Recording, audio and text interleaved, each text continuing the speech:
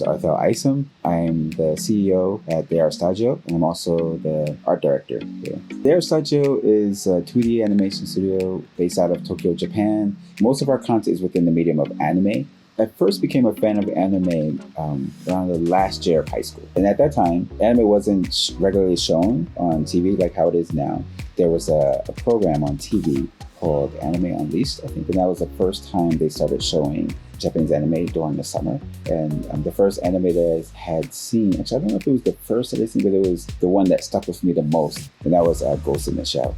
To finally get working in the anime industry, I had decided that I wanted to work in animation. And so I went to an art college in California, majored in animation. After graduating from there, I went to another art college in Japan, which was a technical school which focused primarily on just the Japanese animation production techniques. After that, then I started working in the industry.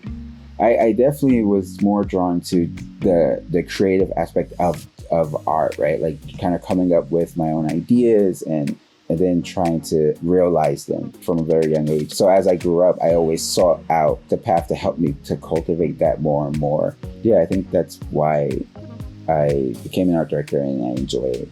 Art direction in the West and art direction in Japan is a little bit different. So my role here at DR is kind of more of like the Western side of art direction. So I am very involved in all of the visual aspects of the production. Sometimes you'll see art director in Japan, but then that art director is only in charge of the backgrounds, for example. But then the characters and everything else, props and things are designed by a totally different team. So to become an art director, you have to have various skill sets. I don't think you need to be like a pro in all of them, but you do definitely have to be aware of just so many different aspects of production so that you can give the proper insight and build the proper image. So as an art director, we have to be able to communicate our ideas to our team. Some of the steps that we take are we'll either draw or do some quick sketches, so like a rough idea of the character or a rough idea of the environment and like these kind of colors, and then I present that to the team, like this is the kind of direction that we think we're going in with this.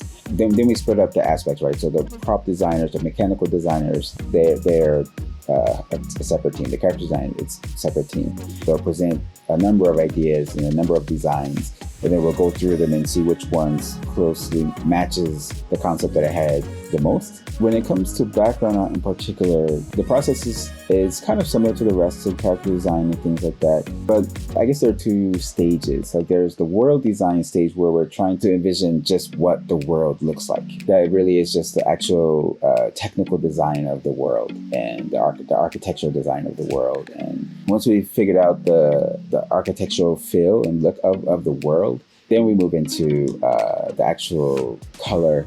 That depends a lot on the script. Sometimes the writer will have a very clear idea of the time of day that he wants certain scenes to happen in.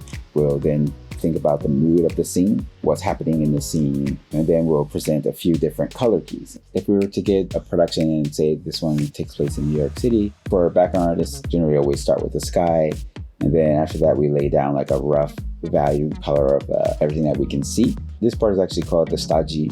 This is where the word that's the name of our company comes from, like the Shtajio, the Shtajio. It's the base of a painting. And so once we get the base down, then start adding details. Something that inspired me for this was there was this block, this neighborhood that's in New York that artists were doing a lot of graffiti on the walls. And then I think the owner of that area decided to just knock all the buildings down. All of the buildings in this area were covered with the graffiti artist's work, and some of the work had been commissioned by the owner of the building and stuff, and so they went to court actually for that, and then the artist won.